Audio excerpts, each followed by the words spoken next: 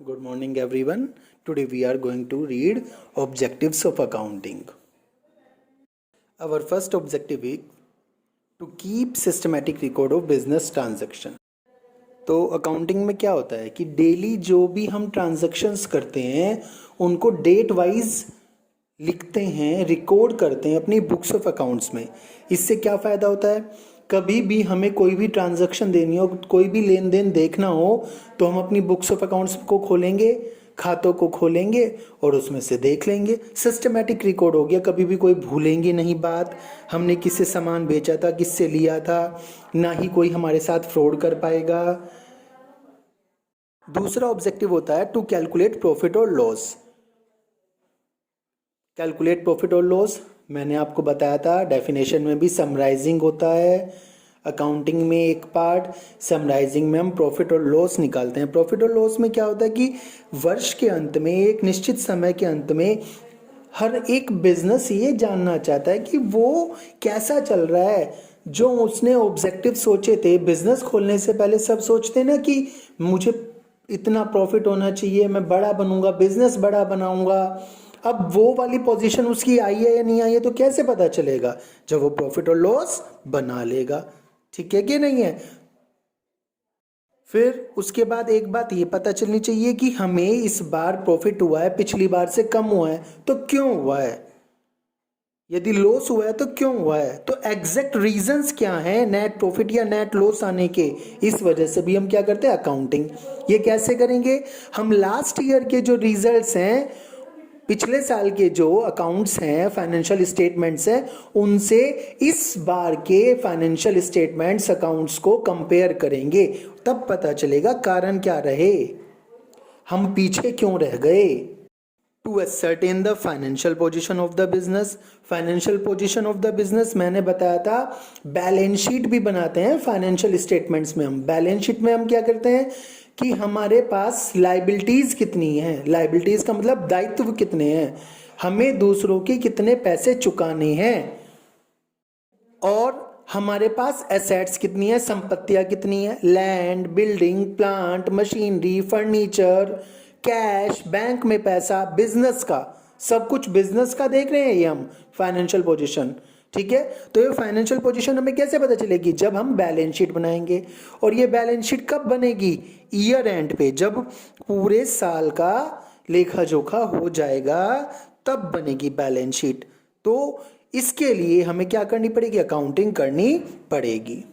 फिर नेक्स्ट बात आती है to ascertain the progress of the business from year to year. अभी ये पीछे भी आया था पॉइंट कि हमें देखना है कि लास्ट ईयर हम कहाँ थे, अब की बार हम कहाँ तक पहुँचे हैं, उससे नेक्स्ट ईयर हम कहाँ पहुँचेंगे।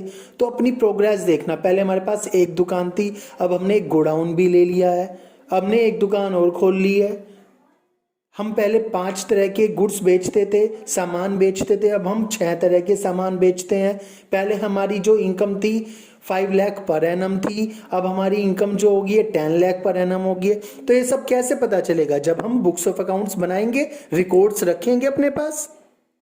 नेक्स्ट बात है to prevent and detect errors and frauds. यदि आप अपने खाते बना के रखेंगे तो गलतियां नहीं होंगी, और गलतियां होंगी तो पता चल जाएंगी कहाँ कहाँ हुई है। अच्छा, आपका बड़ा बिजनेस है तो आप खुद तो खाते नहीं बनाएंगे, खुद तो बुक्स ऑफ अकाउंट्स नहीं बनाएंगे, आप किसे रखेंगे, अकाउंटेंट को। तो अकाउंटेंट भी कहीं से फ्रॉड नहीं कर पाएगा। दूसरी बात, आपने किसी को उधार सामान दिया तो आप लिख कर रखेंगे, आपको याद रहेगा। आप जब भी उससे पैसे मांगेंगे अपनी बुक्स ऑफ अकाउंट्स को खोल के देखेंगे और उससे पैसे मांग लेंगे, वो आपके साथ धोखा नहीं कर सकता। एक बात थी to provide information to various parties. हमने कहा था हम कम्युनिकेशन करते हैं अकाउंटिंग इंफॉर्मेशन का, डेफिनेशन में पढ़ा था कम्युनिकेशन। कम्युनिकेशन किससे करते हैं, यूजर्स ऑफ अकाउंटिंग को। यूजर्स ऑफ अकाउंटिंग कौन है, बिजनेस के मालिक, ओनर्स, मैनेजर्स, क्रेडिटर्स, गवर्नमेंट। वे इंफॉर्मेशन मांगते हैं कि बताओ भाई बिजनेस में कैसा रहा है। गवर्नमेंट कहती है लाओ टैक्सेस जमा कराने हैं तो लाओ बुक्स ऑफ अकाउंट्स दिखाओ। अब उन्हें कैसे दिखाएंगे, जब हम प्रिपेयर करेंगे तभी तो शो करेंगे। तो ये सभी क्या है, ऑब्जेक्टिव्स ऑफ अकाउंटिंग है। सेम ऑब्जेक्टिव्स के जैसे ही अकाउंटिंग के फंक्शन होते हैं, फंक्शंस ऑफ अकाउंटिंग भी ऑब्जेक्टिव्स जैसे ही हैं। पहला फंक्शन है maintaining complete and systematic record, और यही आपका ऑब्जेक्टिव है, टू कीप सिस्टमैटिक रिकॉर्ड। तो हम अकाउंटिंग क्यों करते हैं? ताकि सिस्टमैटिक रिकॉर्ड आ जाए, डेट वाइज क्रोनोलॉजिकल ऑर्डर में हमारे पास क्या आ जाए, रिकॉर्ड्स सारे के सारे आ जाएं।